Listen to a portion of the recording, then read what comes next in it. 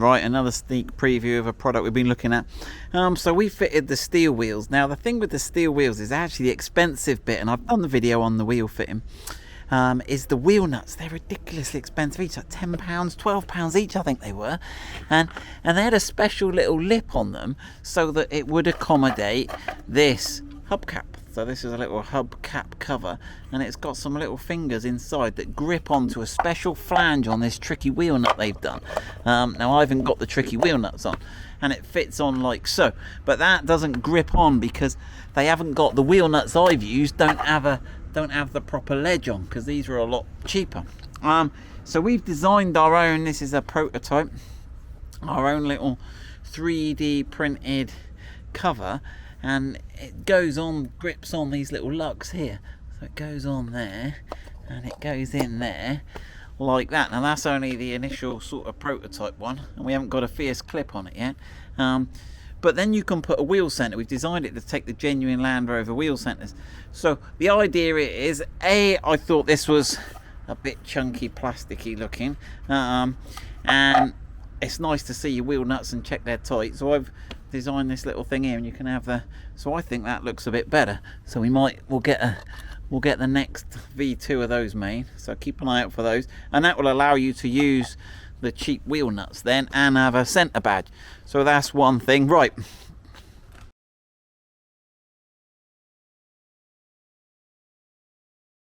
we've got a mask video. We'll look back in years to come and say, what was he doing a video with a mask on? But there we go. So I've got Tyler filming me. I haven't sacked Tyler. People go, what have you done with Tyler? You're there, show them yourself, Tyler. There you go, he's still there, look. He's got a hell of a haircut. Right, so when we bought this Range Rover Sport here, which we like, and it was crash damaged, and we noticed the curtain airbags had deployed.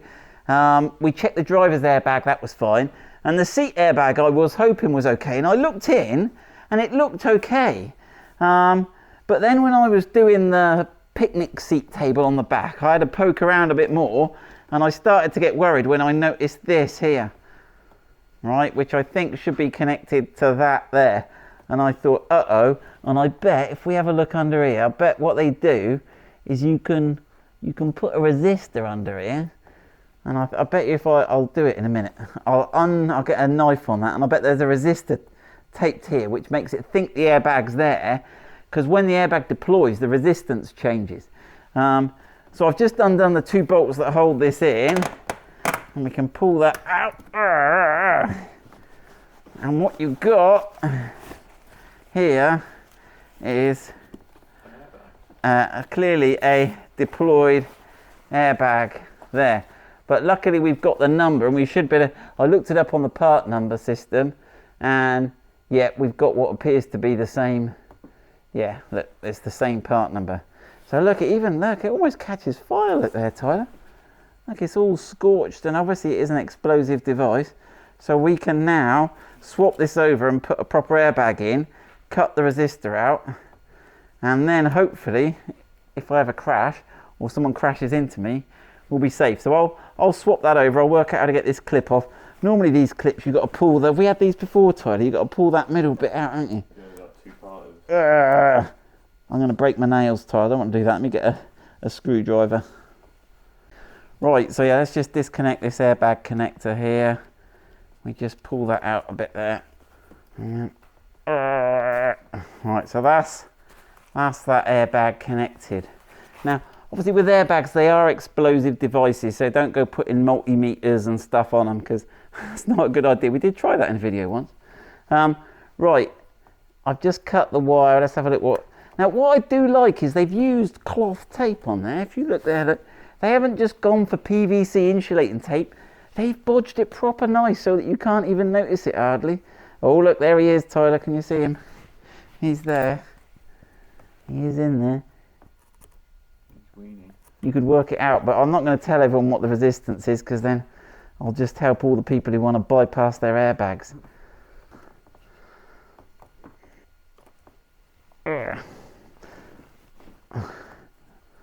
But there we go, somewhere there we've got 2 wires and a resistor, so we'll get all those connected back up properly we'll disconnect it from here and get all those properly reconnected, and then we'll have our airbag back together again. Right, so we are going to solder the seat. In fact, I'd say we're going to get Tyler. Look, we're all masked up, aren't we, Tyler? Mike, there you go. Look, don't even know how that works. Right, Father Christmas was nice to me this year, and I have got this.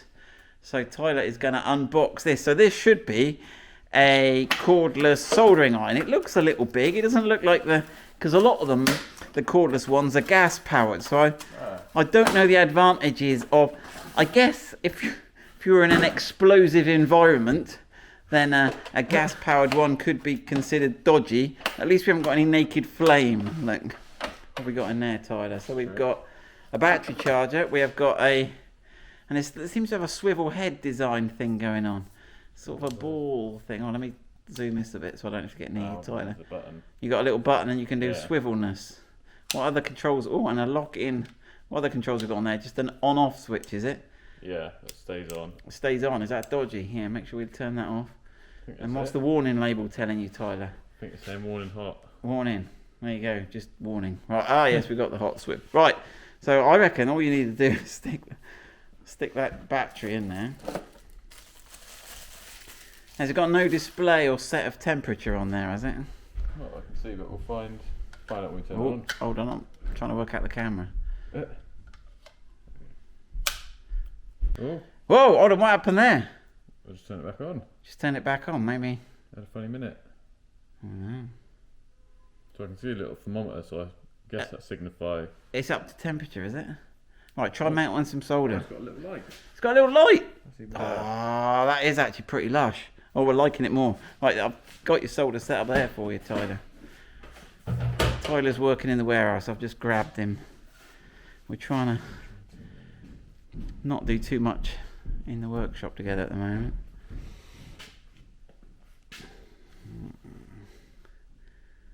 So yeah, so we've got the leads there. So Tyler's just tinning the leads. That is good. That is good, is it? That's top notch. Oh. That's 10 out of 10. I'll make sure, yeah. So we're just pre-tinning the lead. So make sure you heat the wire up, Tyler. It's not just the question of getting the solder on it. So run that solder iron along and just make sure it goes all the way. I'll give it time, and it should wick into the wire a little bit if you get it right, Tyler. So there we go. That's going.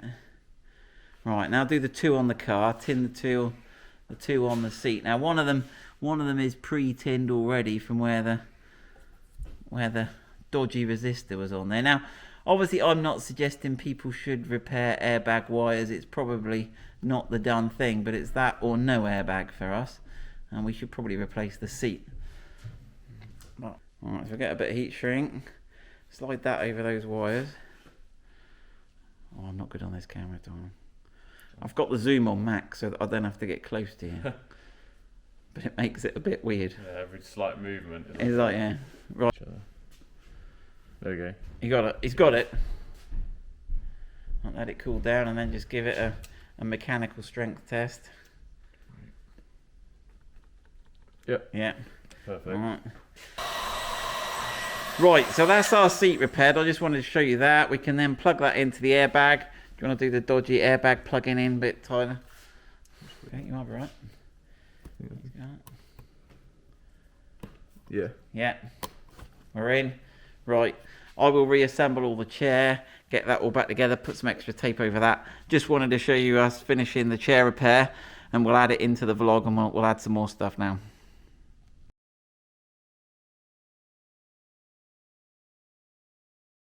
Right, so not only am I fixing the airbag. Not only am I fixing the airbag on this Range Rover Sport, in the crash, it must have been on the side. Come and have a look, Tyler. Come and have a look. So where this joins up, this bit normally goes through and this is damaged, and this has got some signs of damage on it. So I'm looking at replacing this loom. It should have a rubber seal on the top here. So I'm going to replace this door wiring because the lock and unlock doesn't work on the door, but the electric window works. So it's got most of its functions. So I was just going to show you this loom. So if you think you've got a problem, make sure you check the part number here is the same. It's got the part number because they did do different looms with different functions depending whether you had power close or stuff like that. So we are gonna, or I'm gonna just change this, but that's the bit that goes into there. It's quite interesting. It's quite easy to change the doors on these Range Rovers because these connectors just unplug. We can have a look on the good side, on this side. So you can undo the bolts here. Come round, Tyler. Not enough light there. So you can undo the bolts here and the check strap, and the connector is just located here. Yeah. So you can, I think it's got some tricky release thing, but you can just unplug this and then the door comes off. Right, we've made some progress on the Range Rover Sport. We've put the new loom in the door, which has given us this better connector here. I've just stripped it down a bit to check some of the connections, and I think I found the problem. So the problem we had was the door would not lock, and I've replaced the rear door actuator, and I think I came to the conclusion that it wasn't the actuator, it was the wiring. So I've replaced that bit of wiring, and actually now I think I found out what it is. In this connector here, which I'll need to replace, one of the pins is broken. I don't know if you're able to see it in there, but one of the pins is broken. So it seems to be a fairly critical pin. It's one of these thinner wires here. So I'll have to replace this. I'll see if I can get the housing here and repin that housing. But then we can get the Range Rover Sport back together, which would be nice because it's quite a nice car. We've got all the carbon interior fitted in it now. It's all looking quite good. And we're also looking at getting it remapped as well. So I'm keen to, while it's a bit quieter and I'm working on my own in the workshop, just to get through some of the list of jobs that we've got to get done on these cars that take a bit of time.